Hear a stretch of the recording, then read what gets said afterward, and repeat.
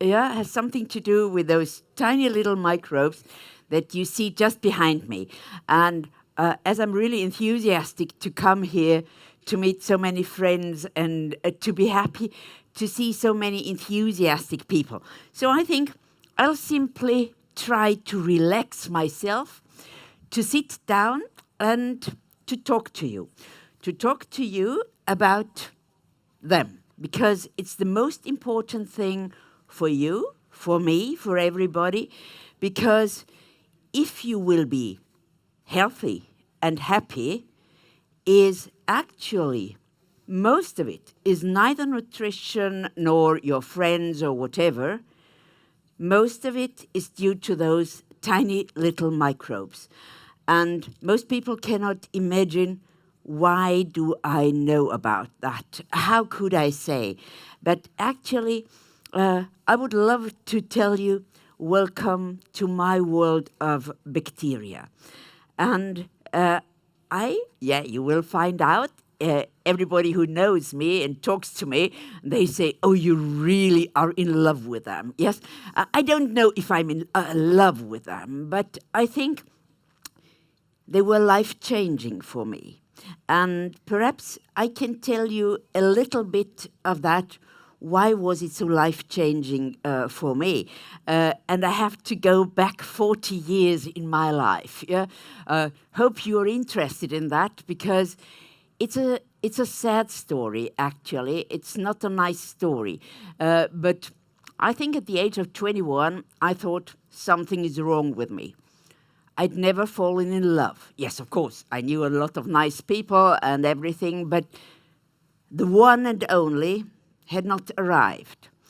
And then a dear friend of mine, and she said, come on, you must do something. So let's go dancing. So we went to a dance floor, and I entered this building, and there was a guy coming up towards me, and I thought, that's him. That's him, and it was like magic. Yeah, we came closer and closer to each other, and we looked at each other, and we spent this evening together with laughing, dancing, everything you know. But as this is nearly 50 years ago, so most people cannot imagine nowadays. It was clear that I would go home with my girlfriend, and yes, but we had a meeting. We said, okay, 5 days later, we'll meet again. And I was waiting at home, already behind the door, and then there was the ringing. And this ringing made me a little bit nervous, and to open the door, and the only thing I saw were the red roses. And for me, the answer was clear. Red rose, that's clear. It was not only from my side that I had fallen in love, but also from his side. And now, he gave me these red roses, and in the same moment he said, Anita, and where's the toilet? You do not expect that, certainly not. So I was completely out of what I had expected. So I went up with him to the toilet and waited there, and I waited 1, 2, 3, 4, 5 minutes until he appeared again. And of course, I asked him, what's the matter? Did you eat something wrong? And he said, no. Actually, I've got this now for 8 years. 8 years of, actually, nobody really knew what it was. Do you know where it had derived from? From a traveling to the north of Africa, and he came back with a diarrhea, and this diarrhea never left him. And, of course, I was, those who know me, I'm a very active and resolute person. So I thought, you can't leave it like that. 8 years and always having diarrhea, and that bad diarrhea. So this guy, who was studying medicine already last year of medicine, and I went with him to the university to get to know a little bit more about studying medicine. And I met his prof, and I said, you have a really tough guy here that will finish his studies in a few months. Have you never talked to him about his disease? And he had not. So I asked him, and I said, okay, what can it be? And he looked at me and said, you're absolutely right. I will find out. So he found out. He made a colonoscopy, and he saw it was a really bad inflammatory bowel disease. Okay, it was clear you get lots of drugs, but I will never forget the moment when I saw this guy coming out of colonoscopy because he looked 20 or 30 years older. The pain, because not being able to give him any narcotic because of this strong disease. So there was an old nun just beside me, and she looked at me, and I must have been really white in my face, and she said, is it yours?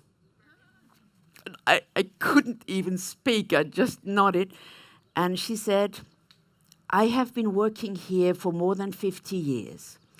And I've never seen that anyone really got healthy again with this disease.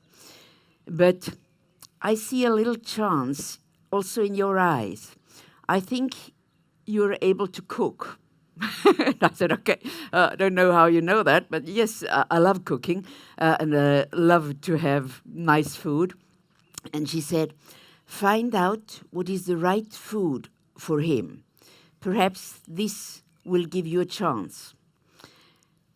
Okay, and at that time, I had already worked at the university, but in completely different things. I worked on old literature and old languages and philosophy and these things, so nothing that would lead me to medicine, nothing that would lead me to a nutritionist.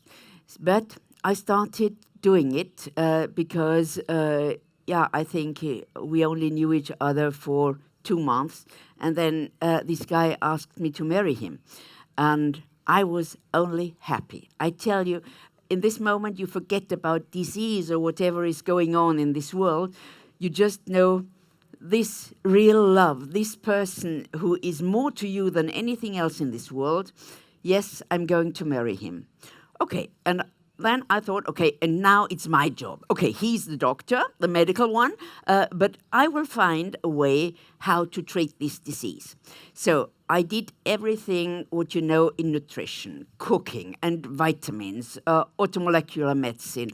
I did so many different things. I even went to doctors with psychiatry and so on and tried to learn how to make all these things in the brain come to its right end. And crazy enough, happily, a year later my son was born and my husband felt much better. So, okay, diarrhea would come now and then when he was really nervous, but it seemed to have gone.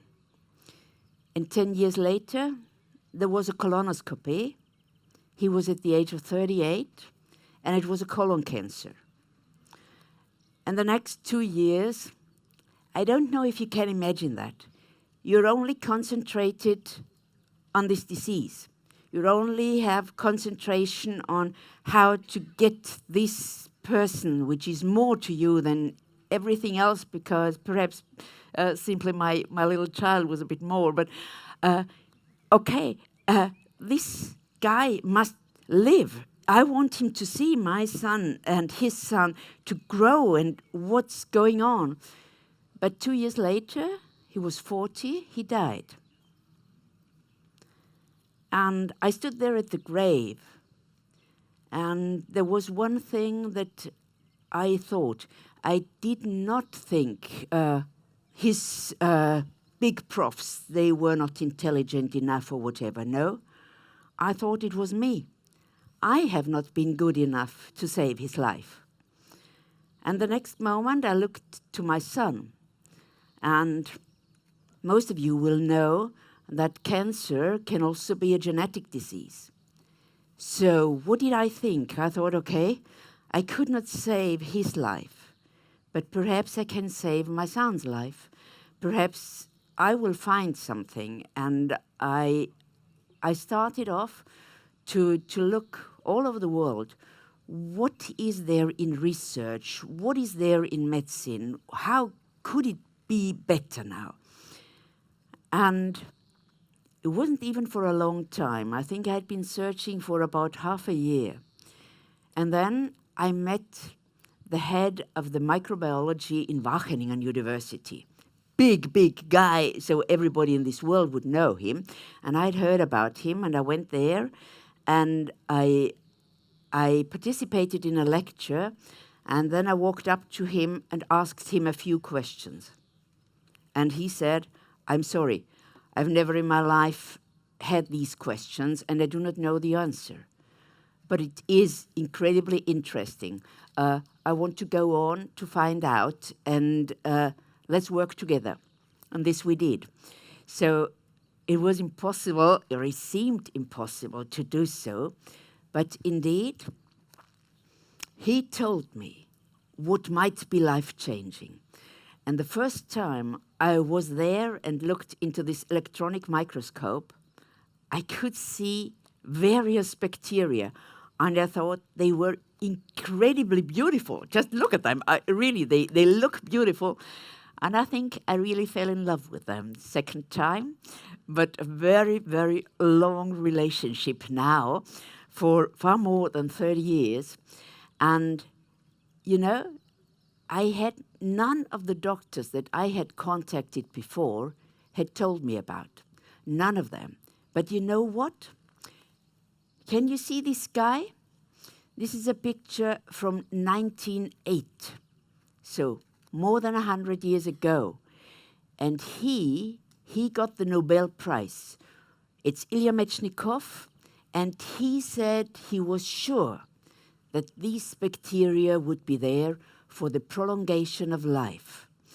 And he was really giving a lot of ideas what these bacteria could do. And yeah, I think microbiology, you've just heard about it from the soil.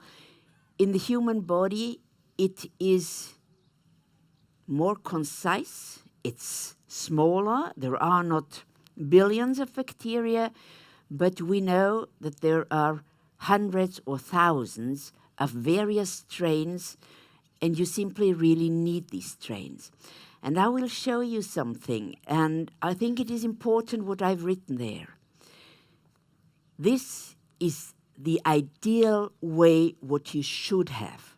So if you have this kind, and again, you see it from an electronic microscope, it's not that you just open, I don't know, a duck or whatever and look into it, you will not see it. Yeah? But here you see those bacteria, and they do not only live in your gut. In your gut, it's a big society of them, yeah? So we imagine that about 100 trillion of bacteria are in a healthy person. But it's not the amount, it's not the trillions, no. What is really important about it is its diversity. So the most important thing is not to have trillions of them. What is important is to have at least a few hundred different ones of them. Why should you have different bacteria? It's absolutely clear. Just imagine if you take, I don't know, a pill because you have a headache. You would certainly not take the same pill if your stomach is hurting. No, you wouldn't, yeah, because it would be contradictory. So, but if you build a house, will you build it just with one person? No, you will need carpenters and many other people who will help you to have a perfect house. And that's the same thing in microbiology of your gut. You need many different ones. You need those bacteria that will, for example, kill the pathogens that had taken over in my husband's life, yeah? That, for example, Salmonella, Shigella, because they can kill you. But, for example, what about a child's immunity or your own immune cells? Yeah, it's not the same bacteria that will help you for that. And it's the same thing in producing vitamins, for example. You again need other bacteria. So It's really this community of friends. And you know what? They are there really because they want to live with you. Because, have you ever thought about it? They could simply leave you. They could just get away from the mucus layer and just get out via the rectum and gone they are into the toilet. Because sometimes they think that in every toilet it's better than in your body. So how can we keep them? How can we make them really understand us, try to give us a longer life? And from science, and yes, you have perhaps already heard about it, I'm the one now who has this competence center of microbiota research all over the world. So if I go to Stanford University, I will talk to the best profs, and the same is in Harvard or in Hong Kong or Berlin or whatever here in this world. So people now have learned within these last 30 years that these bacteria are more important for your health than everything else you can do. It's great to have a perfect nutrition. It's great to have exercise. It's great to have a good community of friends outside which will make you happy. But if you do not have the right bacteria, this will not help you to lead a long and healthy life. And I will also show you what is in at least 80% of people sitting here. It's not this perfect community. You have something different. You have this. Because perhaps while you were 25 or something, you did not care for nutrition. And many of the good bacteria left you. They simply died off in your body. And it's not just the amount, it is the various species. And they will perhaps never return, because now, you take care of your nutrition. But do you always take care of your stress? Do you really, can you say, I have a life without stress? I can't. And I know about it, but I can't. And also, think about it. I will not talk about sugars. You have many other nutritionists that will talk about that. But I will talk about drugs, because drugs are very often life-saving. Don't forget about that. But an antibiotic without a probiotic will kill at least 90% of the bacteria in your gut, and they will not, you just need about 5 days for that.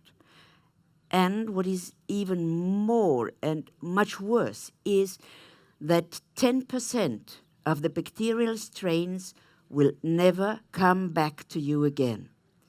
So if I see today a 15-year-old, completely healthy, never had any antibiotics, and I look at his microbiota, and it's now easy because we can genetically look at them, I will see perhaps 500 or 600 various bacterial strains. Great.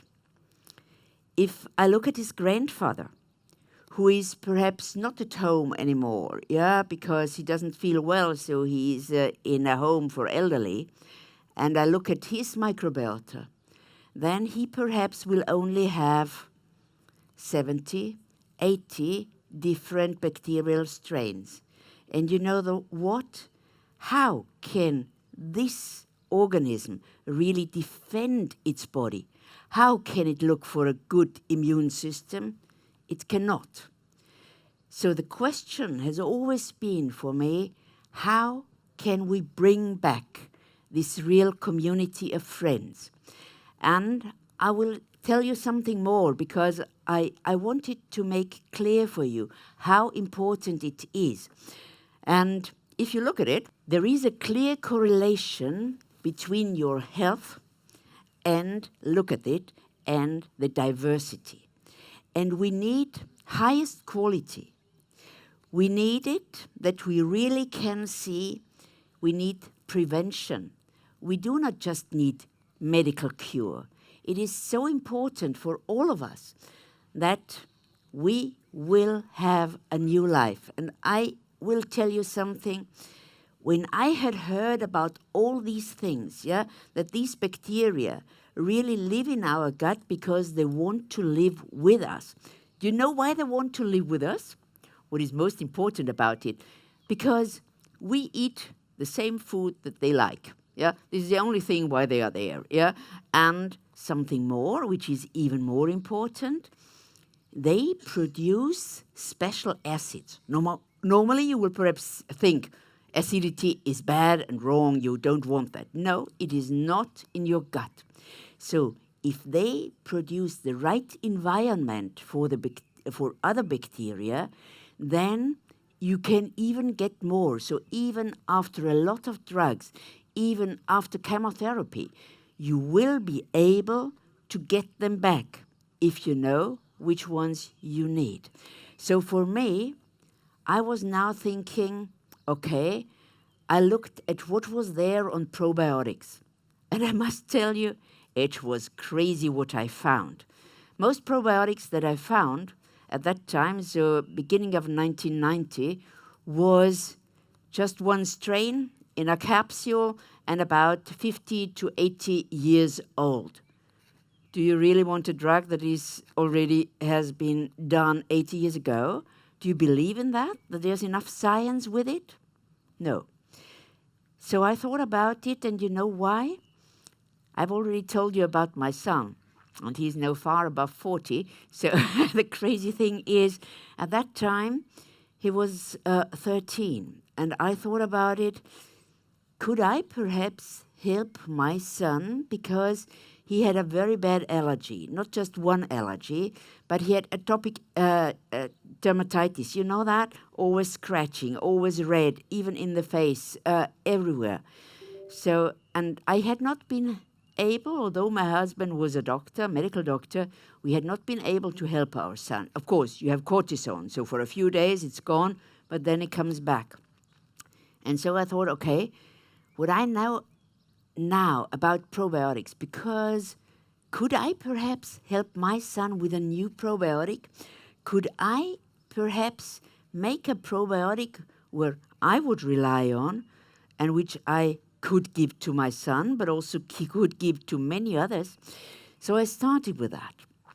And it was very, very interesting for me to have a look at that. And then I will show you something. I think if you're a pioneer in something, you need to do something different. So for me, it was clear you must be an innovator. You must be someone who has new ideas. And I said, okay, could I use yogurt? Could I use the bacteria that are there?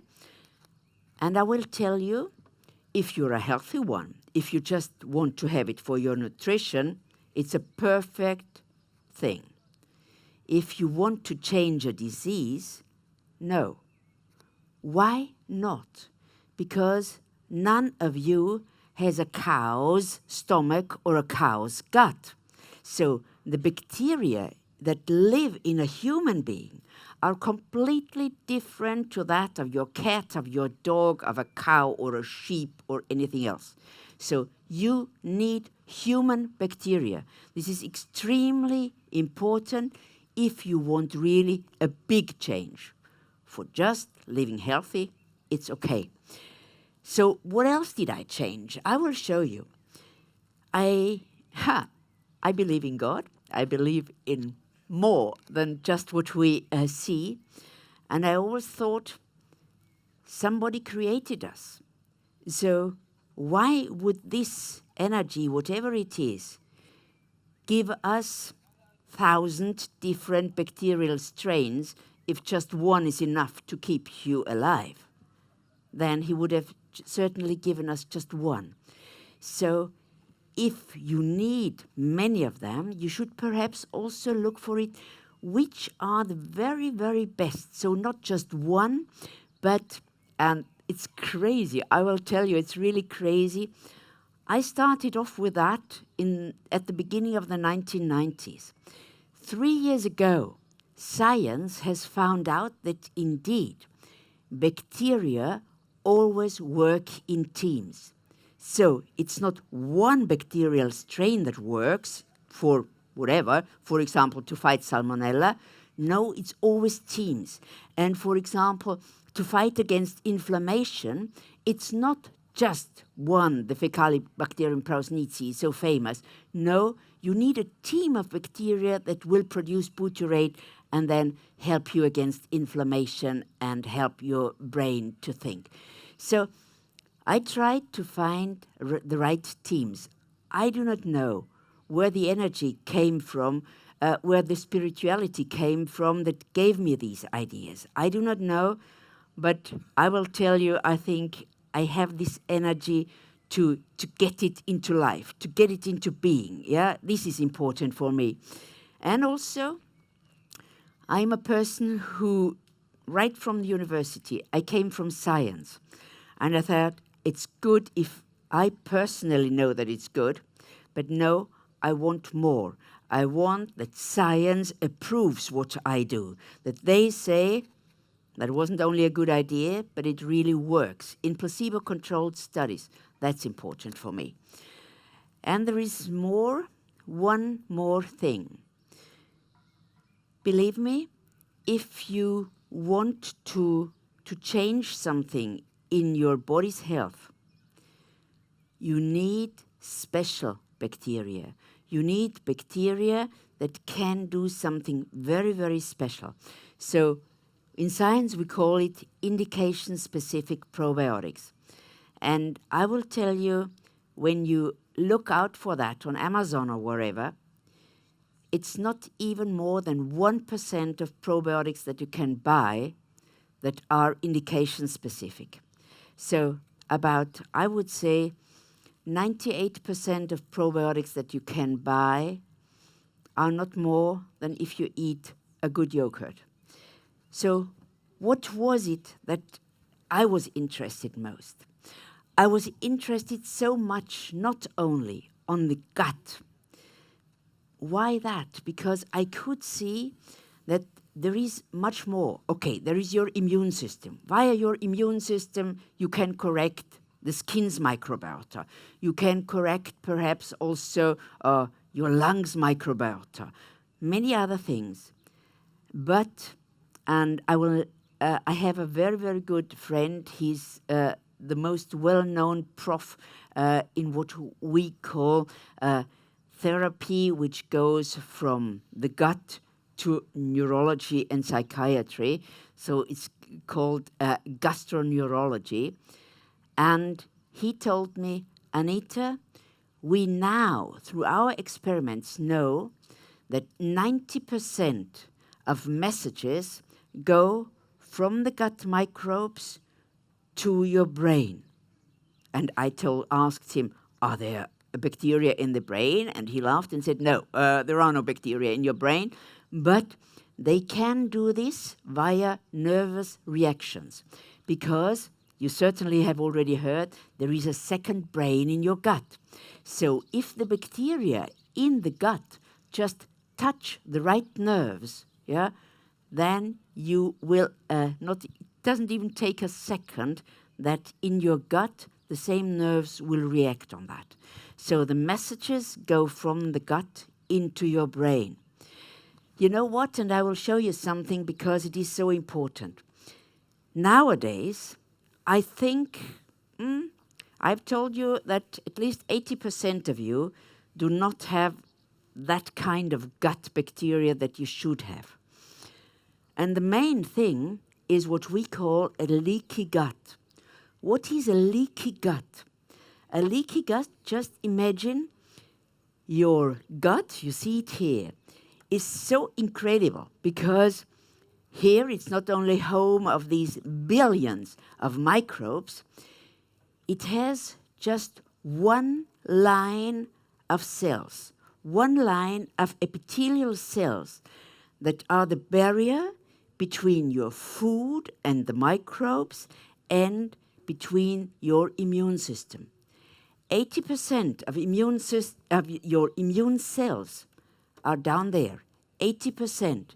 And there is just one line of cells. Just imagine, one line between the thing if you can think or not, if you're healthy or not, if the toxins that are perhaps on your apples that you have eaten because they were not organic, they will get into your blood.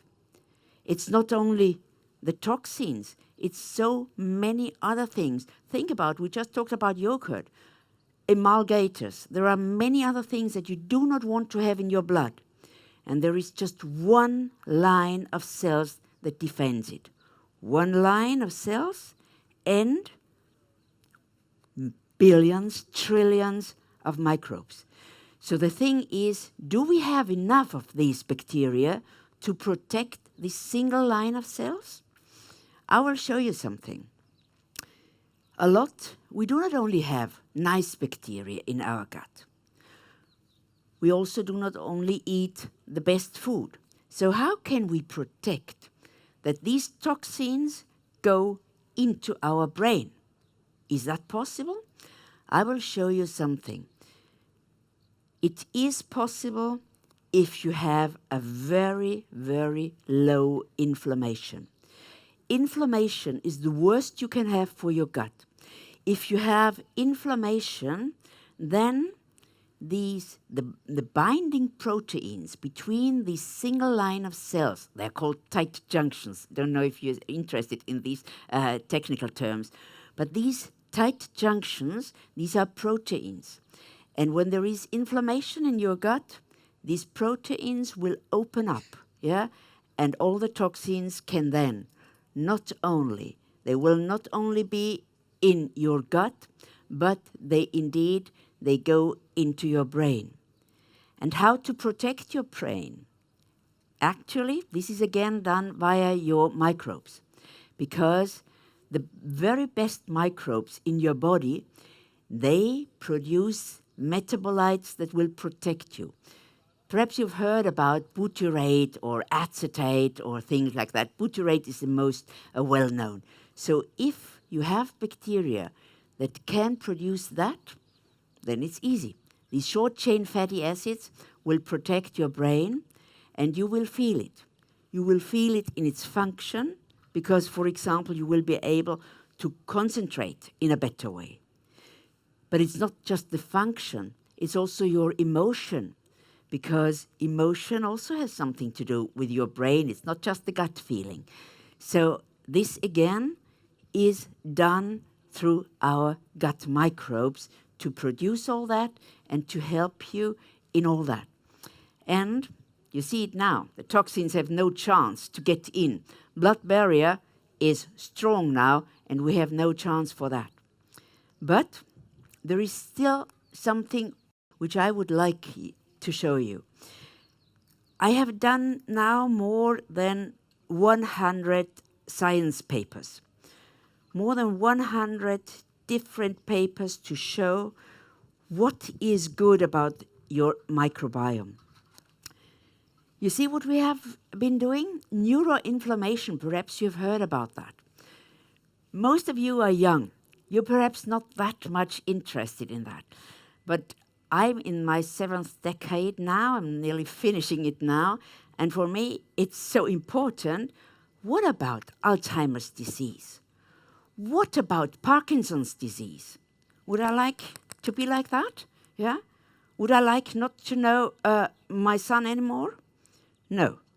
So the reason for these diseases is neuroinflammation, and it comes from the inflammation in your gut. What else? We see cognitive decline. I don't know if you have already felt how it is when you look at something and you do not have the least idea what you wanted with that piece in your hand, and you put it back and go outside, and then I needed that, go back. This is something which comes. It comes with age, but it also only comes when you do not have the right connection between gut and brain. There are many, many other things. We have been working, for example, with people with depression. And we see that people with depression have very, very high neuroinflammation, even inflammation in their body. So, and just giving the right probiotic, you can not only prevent, but really cure the disease. Of course, you will need more than that. And I'm not the one that just tells you, just take probiotics every day, every few minutes, and you will be safe. No, there are many more things, and that's why I love to come here for Harvest, because there are many interesting things, how you can have a healthy body and a healthy brain and a healthy mood and a healthy spirituality. But believe me, this all is nothing if your microbes are not there to protect you. And perhaps I will tell you what are most important things. Intestinal bacteria can even influence if you feel pain or not. They can influence things like cognition. They can influence positive emotion. They can influence how you feel every day. And for me personally, it's so important to give you an idea what probiotics can do and really to help you find the right probiotic. Actually, if you're a healthy one, it's no problem. I would say if you're healthy, take probiotics, but it's not that really important. But if you have problems, then you should really think how to get the right bacteria, which ones could help you. For example, to restore your brain. But also, just imagine, I've been working for many years, of course, with my husband, and we have, as a medical doctor, you need medical drugs. What is the worst about medical drugs? It's their side effects. What are we doing now? The work which I enjoy most now, and I haven't done it for more than 20 years, was to look on oncology. I did not want to work with cancer patients. Some of you perhaps will understand, because I didn't want to have the risk, again, to say, I fail. But now I think I have the right things to do it. We started off in working against the side effects of, for example, chemotherapy. You certainly have the one or the other whom you know. What did they get when they had chemotherapy? They had diarrhea, they had constipation, they had depression, and I was working against it. And right now we have finished 2 papers, and I can also tell you that I think we are on the right way to find bacteria that will be able to cure cancer. I don't know how long it will take us, but I will not stop working, and this is also why, even at my age, I come here and talk to you, because I think there is a cure even for these diseases. And for me, it is so important. I do not want just to have a look at the diarrhea, just to look at the symptom. I really want to go back and find the reason why this disease, why did it come? What was it? Can I do something against it? Yeah, vision for a new life. Ready to be experienced? Ready to be experienced not only where I'm coming from, so my home is Austria and Germany and Switzerland, but so the German-speaking countries, but we are now really going all over the world.